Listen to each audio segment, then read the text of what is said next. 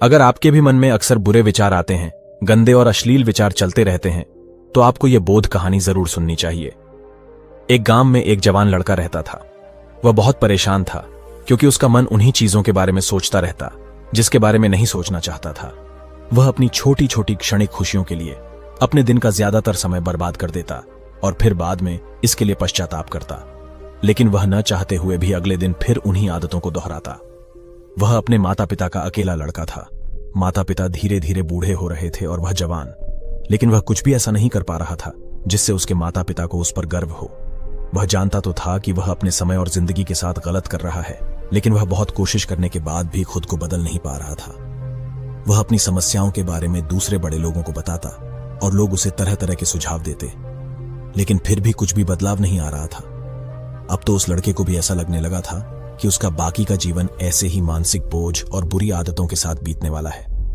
इसीलिए अब वह बहुत ही उदास और परेशान रहने लगा था।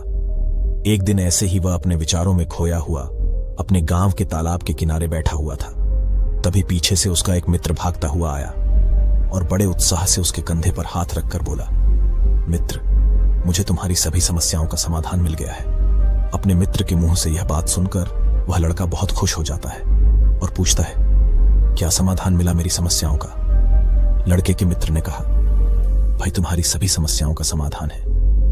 लड़के ने कहा, यह ध्यान क्या होता है? मित्र ने कहा, कल हमारे गांव में एक बौद्ध भिक्षु भिक्षाटन के लिए आए थे। गांव के सभी लोग उन बौद्ध भिक्षु से अपनी अपनी समस्याओं का समाधान पूछ रहे थे, तो मैंने सोचा कि मैं भी तुम्हारी समस्या का समाधान पूछ ही लेता हूं। तो मैंने उन बौद्ध भिक्षु से अपने मन को काबू में करने का तरीका पूछा। मेरा प्रश्न सुनकर उन बौद्ध भिक्षु ने ज्यादा तो कुछ नहीं कहा, बस इतना ही कहा कि ध्यान जीवन की सभी समस्याओं का समाधान है। मैंने सोचा कि तुम्हें ध्यान के बारे में पता होगा, इसीलिए मैंने उन बौद्ध भिक्षु से ध्यान के विषय में ज्यादा कुछ नहीं पूछा। अपने मित्र की बात सुनकर उस लड़के ने कहा, मुझे उन बौद्ध भिक्षु से मिलना है।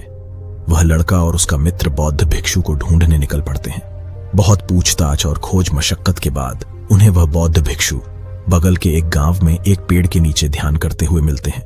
वे दोनों उस बौद्ध भिक्षु के पास जाकर बैठ जाते हैं और उनकी आंखें खुलने का इंतजार करते हैं। थोड़ी देर बाद जब बौद्ध भिक्षु अपनी आंखें खोलते हैं तो वह उन्हें प्रणाम करते हैं और कहते हैं, आपने यह तो बता दिया कि ध्यान जीवन की सभी समस्याओं का समाधान है, लेकिन आपने यह नहीं बताया कि ध्यान है क्या।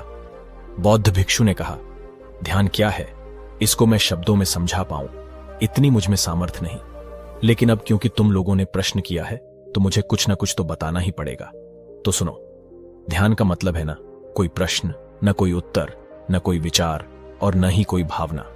यह एक ऐसी स्थिति है जो हमारी वास्तविकता से हमारा परिचय करवाती है। इस स्थिति में पहुंचकर व्यक्ति के अंदर कोई भी प्रश्न, कोई भी उलझन शेष नहीं रह जाती, क्योंकि उसके सामने सब कुछ स्पष्ट हो जाता है। उसे इस जीवन की व्यर्थता का पूर्णतः आभास हो जाता है। लड़के ने पूछा, लेकिन ध्यान की ऐसी स्थिति को कैसे प्राप्त किया जा सकता है? बौद्ध भिक्षु ने कहा, ध्यान करना बहुत आसान है। क्या तुम्हें बैठना आता है? लड़की ने कहा, हाँ, मैं बैठ सकता हूं। बौद्ध भिक्षु ने कहा, कितनी देर तक बैठ सकते हो? लड़के ने कहा, ऐसे तो कभी आजमाया नहीं, लेकिन जितनी देर तक चाहूं उतनी देर तक बैठ सकता हूं। बौद्ध भिक्षु ने कहा, रोज 1 घंटा आंख बंद करके सीधा बैठना है। अब बौद्ध भिक्षु ने कहा, सिर्फ एक दिन में अगर तुम 24 घंटे आंख बंद करके बैठ सको तो बौद्ध भिक्षु से आज्ञा ले वह लड़का अपने घर आ जाता है और ध्यान करने बैठ जाता है। जैसे वह अपनी आंखें बंद करके बैठता है, उसके मन में तरह तरह के विचार उठने शुरू हो जाते हैं, जैसे क्या ध्यान करने से सचमुच कुछ फायदा होगा? मैं अपनी बुरी आदतों को छोड़ भी पाऊंगा या नहीं? आखिर सभी लोग मेरी इज्जत कब करेंगे? मैं तो उससे प्रेम करता हूं, लेकिन वह मुझसे प्रेम क्यों नहीं करती? मैं ऐसा क्या करूं कि मैं बहुत सा धन कमाऊं और अपने गांव का सबसे अमीर व्यक्ति बन जाऊं? इसी तरह के और भी विचार उसके मन में लगातार उठने लगे। फिर उसे ध्यान आया कि भिक्षु ने कहा था, ध्यान की अवस्था में कोई विचार, कोई भावना नहीं होती। अब वह अपने विचारों को रोकने का प्रयास करने लगा, लेकिन क्या बहती नदी के पानी को कभी कोई रोक पाया है? वह लड़का भी अपने विचारों को नहीं रोक पाता और आंखें खोलकर बैठ जाता है और सोचता है, अब तक के जीवन में बहुत से काम किए, लेकिन इतना मुश्किल काम कभी न किया था। और वह बौद्ध भिक्षु बोल रहे थे कि ध्यान करना बहुत ही आसान है। वह लड़का उन बौद्ध भिक्षु से मिलने दोबारा अपने घर से निकल पड़ता है और उनके पास पहुंचकर कहता है, आपने तो कहा था कि ध्यान करना बहुत ही आसान है, लेकिन यह तो मुझे दुनिया का सबसे मुश्किल काम लग रहा है। मेरे बहुत प्रयास करने के बाद भी मेरे मन में विचार उठने बंद नहीं हो रहे हैं। बौद्ध भिक्षु ने कहा, लेकिन तुमसे विचारों को रोकने के लिए किसने कहा है? लड़के ने कहा, तो फिर विचार रहित स्थिति कैसे प्राप्त होगी? आपने तो कहा था कि ध्यान में कोई विचार, कोई प्रश्न नहीं होते। बौद्ध भिक्षु ने कहा, हमारे दिमाग में हर समय बहुत से विचार जन्म लेते हैं और खत्म भी होते हैं, लेकिन हमारा मन उनमें से किसी एक विचार को पकड़ लेता है और फिर उससे जुड़े विचारों के बारे में सोचता चला जाता है। इस तरीके से हमारा मन विचारों में उलझ जाता है और हम भूल जाते हैं कि हम क्या कर रहे थे। जब तुम ध्यान करने बैठोगे तो तुम्हारे दिमाग में भी बहुत से विचार उठेंगे और खत्म हो जाएंगे, लेकिन तुम्हें किसी भी विचार का चुनाव नहीं करना, बस उन्हें देखना है। तुम्हारे मन में विचार उठेंगे और खत्म हो जाएंगे। धीरे धीरे समय के साथ इन विचारों के उठने की गति कम होती चली जाएगी। बौद्ध भिक्षु के मुंह से ये सारी बातें सुनकर वह लड़का अपने घर वापस आ जाता है और दोबारा ध्यान करने के लिए बैठ जाता है। इस बार वह लड़का बौद्ध भिक्षु के बताए अनुसार अपने मन में उठ रहे विचारों को देखता है। वह कुछ देर तक तो विचारों को साक्षी भाव से देख पाता है, लेकिन फिर उसके मन में ऐसे विचार उठते हैं जिनके बारे में सोचने से वह खुद को रोक नहीं पाता और वह गहरे विचारों में खो जाता है। कुछ देर बाद उसे याद आता है कि वह तो ध्यान कर रहा था। वह दोबारा विचारों को देखने का प्रयास करता है, लेकिन इस बार उसका मन दूसरी चाल चलता है। अब उसके मन में अश्लील विचार उठने लगते हैं। वह लड़का सोचता है कि ध्यान जैसी पवित्र स्थिति में यह अश्लील विचार क्यों उठ रहे हैं। वह अपने मन में उठ रहे अश्लील और गंदे विचारों को रोकने का बहुत प्रयास करता है, लेकिन वह उन्हें रोक नहीं पाता। उसके मन में लगातार बस ऐसे ही विचार उठ रहे थे।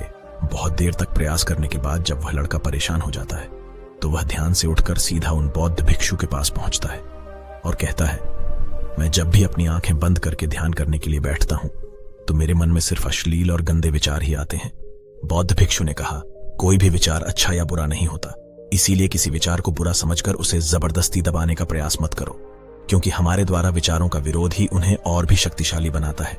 इसीलिए किसी भी विचार का दमन करने का प्रयास मत करो, क्योंकि इस मन की प्रकृति ही ऐसी है कि हम इसे जिस चीज के बारे में सोचने से रोकते हैं, यह उसी चीज के बारे में सबसे ज्यादा सोचता है। इसीलिए तुम्हारा विचारों को रोकने का प्रयास व्यर्थ है, और जिन विचारों को तुम गंदे व अश्लील विचार कह रहे हो, वह विचार भी तुम्हारे जीवन का एक हिस्सा है। इंसानी जीवन को आगे बढ़ाने के लिए इन विचारों का उठना भी जरूरी है। एक बात हमेशा याद रखना कि जीवन में हम जिस भी चीज को अस्वीकार करते हैं, हमारा मन उसी चीज में सबसे ज्यादा ध्यान देने लगता है। इसीलिए जीवन की किसी भी सच्चाई को नजरअंदाज करने का प्रयास मत करो। हर चीज को स्वीकारो, तभी तुम उससे मुक्त हो पाओगे। लेकिन इसका मतलब यह नहीं कि तुम हर समय काम वासना के विचारों में ही डूबे रहो। तुम्हें यह समझना होगा कि काम वासना हमारे जीवन का एक छोटा सा हिस्सा है। तो जीवन के इस पहलू को भी स्वीकारो और आगे बढ़ो, क्योंकि इस जीवन में इसके आगे भी बहुत कुछ जानने के लिए है। मन हमारा शत्रु नहीं है, ये तो बस उन्हीं चीजों को अनुभव करना चाहता है जिसमें इसे आराम मिले, आनंद आए। इसीलिए जब हम कोई ऐसा काम करते हैं जिसमें शुरू में ही मन को आनंद नहीं मिलता, तो हमारा मन उस काम का विरोध करता है। बौद्ध भिक्षु ने आगे कहा, अगर तुम अपने मन से बुरे विचारों को खत्म करना चाहते हो तो अपनी आदतों को बदलो। आदतों को तुम केवल तभी बदल सकते हो जब तुम्हारा मन तुम्हारे काबू में होगा, और तुम्हारा मन तुम्हारे काबू में तभी आएगा जब तुम खुद को जानोगे, जब तुम स्वयं का अनुभव करोगे, जब तुम ध्यान का अनुभव करोगे। इतना कहकर बौद्ध भिक्षु खड़े हो गए और एक हल्की सी मुस्कान के साथ उस लड़के के सर पर अपना हाथ रख दिया। इसके बाद उन्होंने अपना भिक्षा पात्र उठाया और वहां से चले गए।